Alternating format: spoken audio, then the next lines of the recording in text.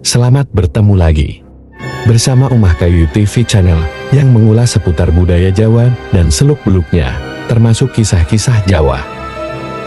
Dalam konten ini yaitu Gotak Gatuk-Getuk kali ini mengambil judul Antara Pajan dan Kota Gede. Dan dalam konten bagian pertama ini mengambil subjudul Dimulainya Pemerintahanku. Para pemirsa, mari kita simak penuturan cerita ini. Semoga menghibur. Salam Omah Kayu TV.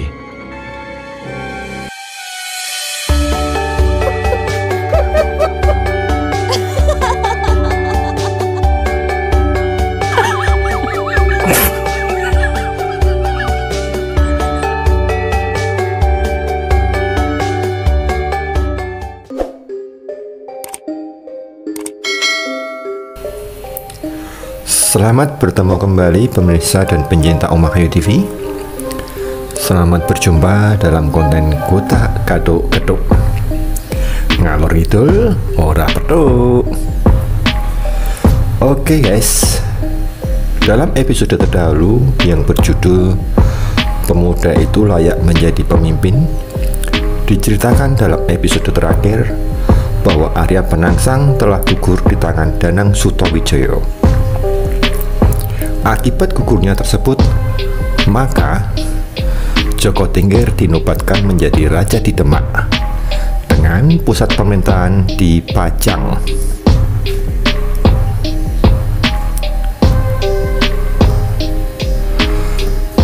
Dalam episode kali ini meneruskan kisah cerita dari cerita yang lalu, di mana Joko Tingkir berkuasa dengan gelar Sultan Hadiwijoyo pada tahun 1458 setelah Masehi dan bertahta selama 32 tahun. Selama bertahta, Sultan Hadiwijoyo mempunyai istri yaitu Ratu Mas Cempoko dan mempunyai anak-anak. Yang pertama adalah anak angkat bernama Danang Sutawijaya, anak sah dari Ki Ageng Pemanahan. Kemudian yang kedua adalah anak asli Sultan Hadiwijoyo, yaitu Ratu Mas Pembayun. Kemudian yang ketiga Ratu Mas Komelot. Kemudian yang keempat Ratu Mas Adipati Surabaya. Yang kelima Ratu Mas Banten yang akhirnya menikah dengan Ki Jurumertani. Beliau adalah abdi dalam atau pemomong dari Danang Sutawijaya. Dan kita ketahui bersama bahwa Jurumertani adalah ahli dalam strategi perang atau ahli dalam kenegaraan. Kemudian yang keenam adalah Ratu Mas Jeporo yang akhirnya bersuami dengan Arya Pangiri. Kemudian yang ketujuh Pangeran Benowo yang akhirnya turunannya melahirkan sastrawan-sastrawan terhebat di Pulau Jawa ini. Dan yang ke-8 adalah Pangeran Sinduseno.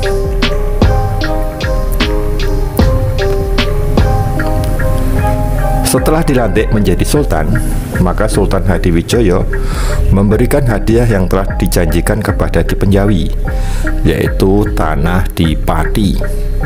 Kondisi tanah di Pati merupakan daerah yang sudah ramai dan subur dihuni para penduduk. Bisa dikatakan daerah yang sudah hidup subur dan makmur.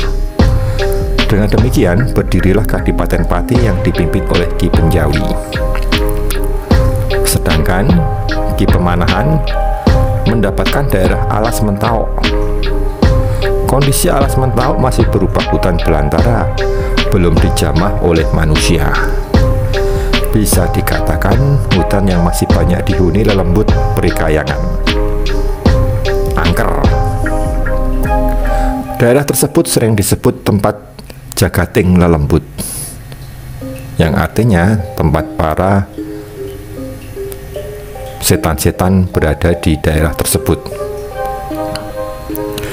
Perlu diketahui bahwa di sekitar Alas Mentaok telah berdiri dua kekuasaan, yaitu daerah Gunung Kidul yang dipegang oleh Ki Ageng Giring, tepatnya di sebelah selatan Alas Mentaok, dan sebelah barat ada Kadipaten Mangir, Ki Ageng Mangir namanya, Dia adalah terah dari Brawijaya V. Akan tetapi, hadiah tanah tersebut belum diberikan saat itu kepada Ki Pemanahan. Entah ada alasan apa Sultan Hadiwijaya belum memberikan hadiah tersebut. Mungkin pemirsa punya pendapat? Ada yang tahu alasannya apa Sultan Hadiwijaya belum memberikan daerah tersebut? Silahkan bisa bantu-bantu komen di bawah.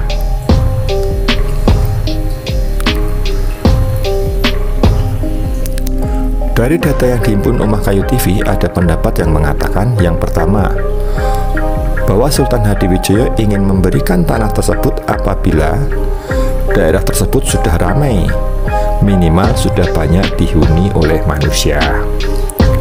Yang kedua, alasan yang kedua, Sultan Hadiwijaya masih berpikir karena daerah tersebut diapit oleh Gunung Kidul, di sana ada Ki Ageng Giring, dan di sebelah barat tanah tersebut ada Ki Ageng Mangir. Ada ketakutan nanti daerah tersebut menjadi sengketa dengan dua daerah pengapit tersebut.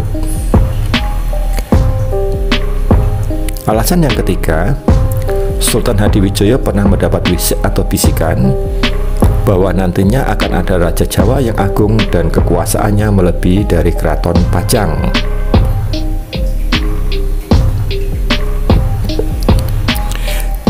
Itulah mungkin alasan-alasan kenapa Sultan Hadiwijaya belum bisa memberikan langsung hadiah tersebut kepada Ki Ageng Pemanahan. Nah, dari ketiga itu mana yang masuk akal? Monggo nanti dari pemirsa bisa mengusulkannya.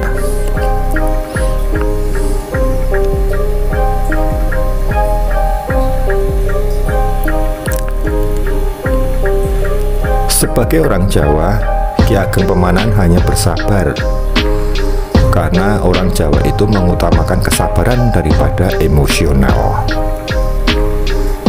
Ki Ageng Pemanahan juga sudah sering ke daerah Mentau, bahkan sering mengunjungi sahabatnya yang berada di Gunung Kidul, yaitu Ki Ageng Giring.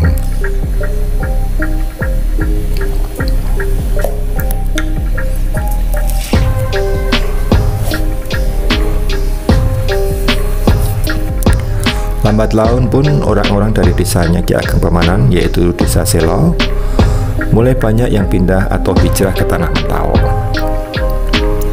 Karena desa itu tempat asal Ki Ageng Pemanahan sudah tahu tentang hal itu, dan sudah banyak juga pemuda-pemuda Selo telah membantu Sultan Hadiwijaya dalam membangun Pajang. Setelah sekian lama, bahkan sampai bertahun-tahun menunggu, pada akhirnya Ki Ageng Pemanahan menghadap kepada Sultan Hadiwijaya di Pajang.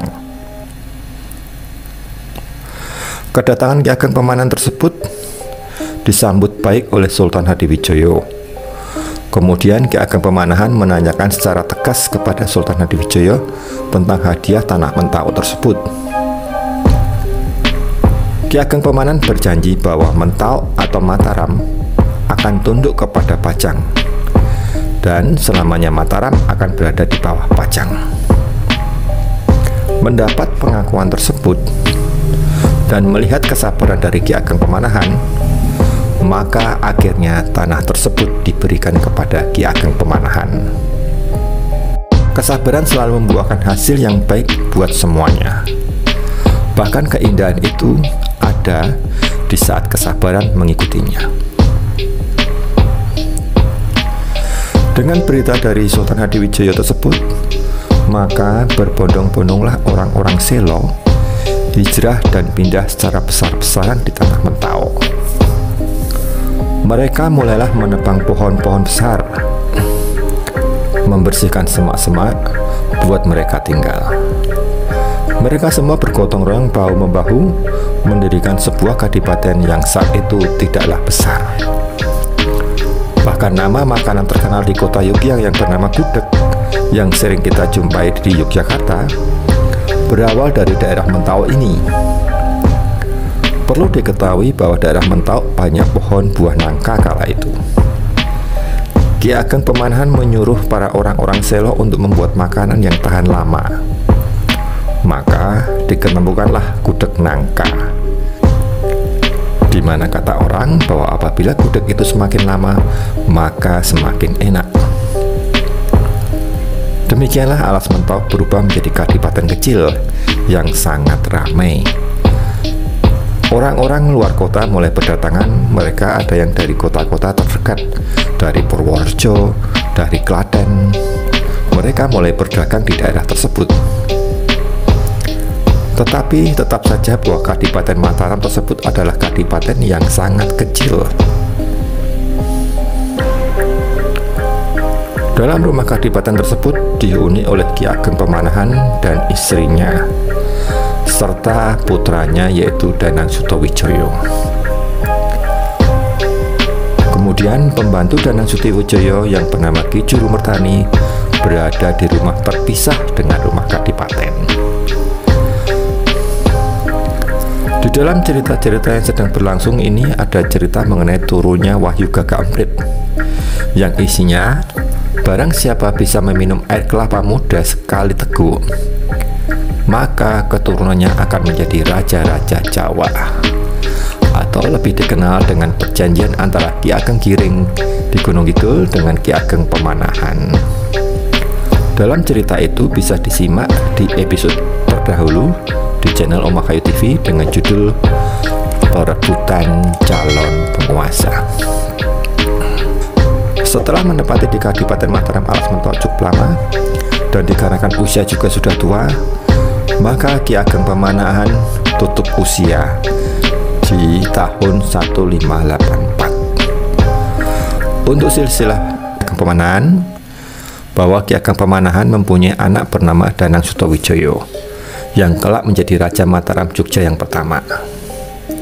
Kemudian Ki Ageng Pemanahan adalah putra dari Ki Ageng Enis dan mempunyai kakek bernama Ki Ageng Selo yang terkenal dengan cerita penangkap petir. Ki Ageng Pemanahan dimakamkan di makam Raja Kota Gede Yogyakarta.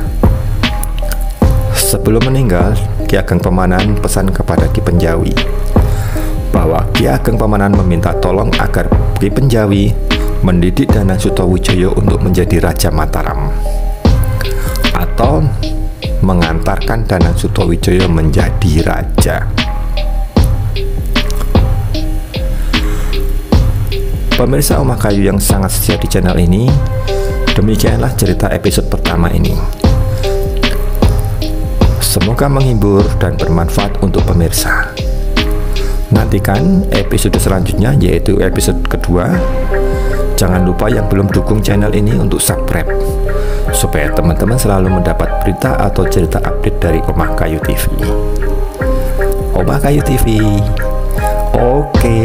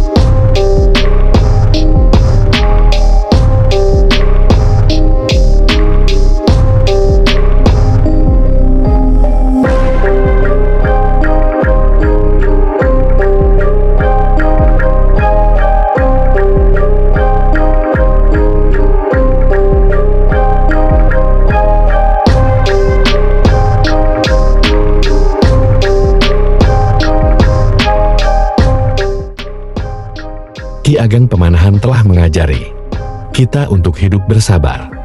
Akhirnya dengan kesabaran tersebut Ki Ageng Pemanahan mendapatkan sesuatu hadiah yang sangat indah pada saat waktu yang tepat.